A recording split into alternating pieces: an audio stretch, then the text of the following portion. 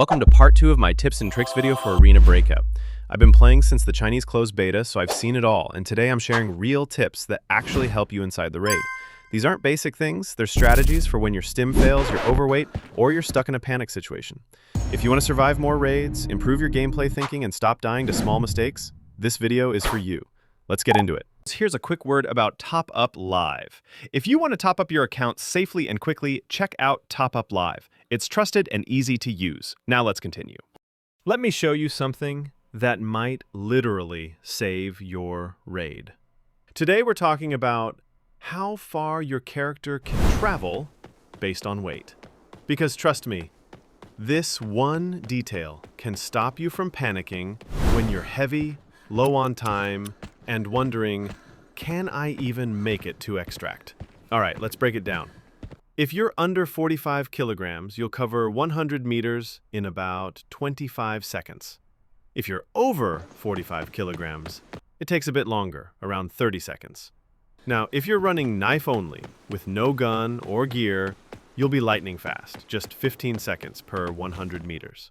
But here's where things get serious. Once you hit 85 kilograms or more, your weight stims, they stop working. No boost, no help. And at that point, it takes almost a full minute, around 58 seconds, just to move 100 meters. Now let me give you a real example. Say you're in a raid, heavy as hell, you just wiped a squad, and now there's only a few minutes left on the clock. You open your map, extraction is 300 meters away. If you're above 85 kilograms, that's 3 full minutes to get there. No stim, no shortcut. So the next time you're overweight and stressed, just do the simple math, mark the distance, and multiply. Knowing this can literally save your life in the last seconds of a raid and protect all the loot you fought for. Don't guess, know. So, an exciting tip number 2, how to use grenades the right way. Alright, okay, gotta take a short breath here. So, let's talk about grenades. Each one in Arena Breakout works differently, and using them the right way can completely change your fights. Start with GHO grenade, just take his. Now, it doesn't kill. It does some damage based on how close the enemy is to the explosion, but the real value is the stun effect. It messes up their hearing, and slows them down, and gives you a window to act. So here's what you do. Right after throwing follow it up with another nade. Throw an MK2 or an M67. Even a T13 works. The GHO sets them up, and the second grenade finishes them off. All right, now let's break down the difference between MKs and M67. Both are frag grenades, but they're not the same. The MK2, it's harder. It has high armor damage and pierce, and if you land it right, it can kill T4 or T5 players instantly. But its fragment range is small, so you need to be accurate. I think here's the part that most people get wrong. There are two things: effective range and fragment range. Effective range is the full area where the grenade can do any kind of damage.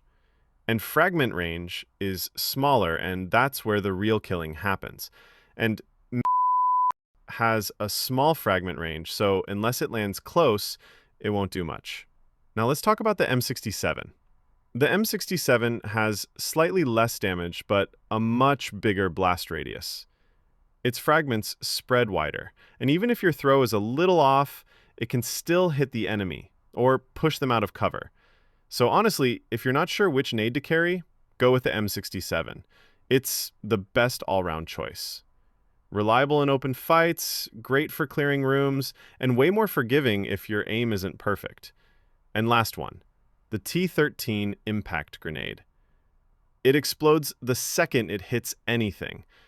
Small range, low damage, but it destroys armor. If you throw 2 T13s at someone, their gear is basically gone. You'll have a huge advantage in the next fight. Use it in tight spots or when chasing enemies into cover. So yeah, grenades aren't just for random throws. Use them smart, and they'll win you more raids than any gun. Tip number 3, the secret painkiller that saves you in panic. Okay, this one's special. Most players don't even think about this, and no creator has ever talked about it. So listen carefully. There's one specific painkiller in Arena Breakout that can literally save your life in panic situations. The fast-acting painkiller. Now, I know what you're thinking. Why use this cheap painkiller when there are better ones that last longer? Here's the truth. This isn't about duration. It's about speed. Most painkillers take 5 to 7 seconds to consume, but this one, it takes just 3.5 seconds. And when every second counts, that tiny difference can be the reason you survive. Let me give you 2 real scenarios. You get knocked. Your teammate revives you. Instead of getting caught mid-animation, you pop this painkiller in 3.5 seconds and sprint to safety. You're out of meds. Enemy pushing. You've got only a few seconds before they reach you. Take this pill fast. Get the flinch resistance and speed, and turn the fight around. Now, some of you might say, isn't there an even cheaper anti-inflammatory pill? Yes, there is one that's slightly cheaper. But here's the problem. It only lasts 60 seconds. The one I'm recommending lasts 180 seconds. That's 3 times longer.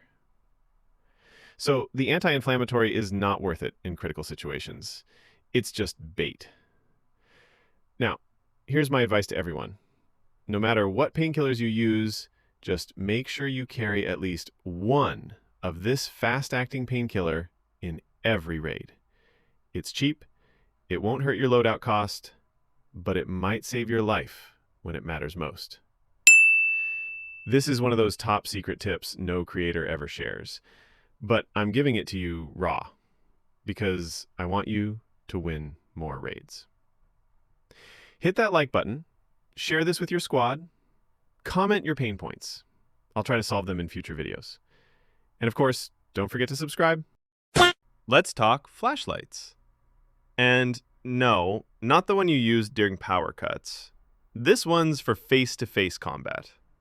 The new UV ray flashlight, it's not just cool looking, it's a game changer.